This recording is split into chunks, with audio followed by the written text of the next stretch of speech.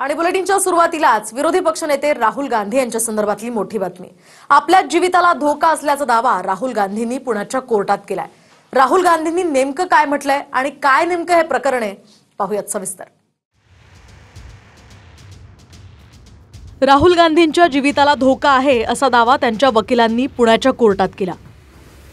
पण थोड्याच वेळात या प्रकरणात ट्विस्ट आला। राहुल गांधींना न विचारताच वकिलांनी अर्ज दाखल केल्याचं काँग्रेसनं म्हटलंय। काँग्रेसच्या प्रवक्त्या सुप्रिया श्रीनेत यांनी ट्विट करून म्हटलंय की राहुल गांधी यांच्याशी वकिलांनी बातचीत न करता आणि त्यांची सहमती न घेता कोर्टात लिखित दावा केलाय। हा दावा असा की राहुल गांधींच्या जीविताला धोका आहे। या संदर्भात राहुल गांधींनी घोर असहमती व्यक्त केलेली आहे। त्यामुळे उद्या त्यांचे वकील लिखित दावा मागे घेतील। ही जी केस आहे हिस्टॉरिकल सगळे मोमेंटवर डिपेंड आहे।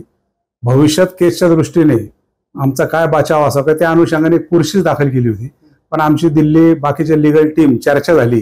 ह्या स्टेजला ते पुरशीच आपल्याला काही दाखल करायची नाही आणि म्हणून आपण ती विड्रॉ करायचं ठरलं। उद्या सकाळी मी कोर्टात जाऊन ती केस ती पुरशीच विड्रॉ करणार आहे।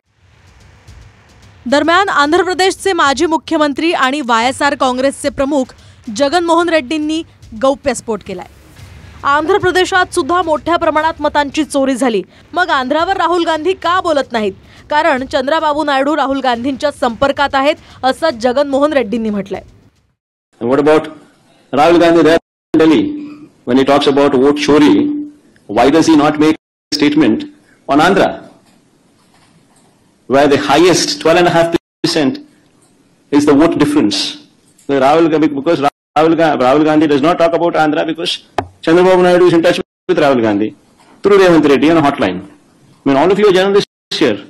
Cross your hearts and speak for yourself and tell me, is it not a fact? And what should I comment on someone like Rahul Gandhi, who himself is not sincere to what he does?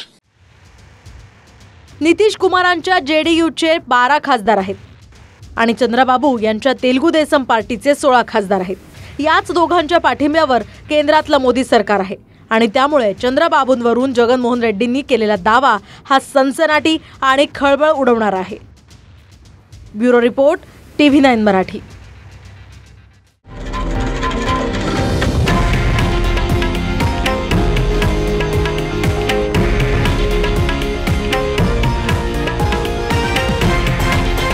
हे आहे देशातील number 1 news network आणि आपण पाहत आहात TV9 Marathi, एकमेव।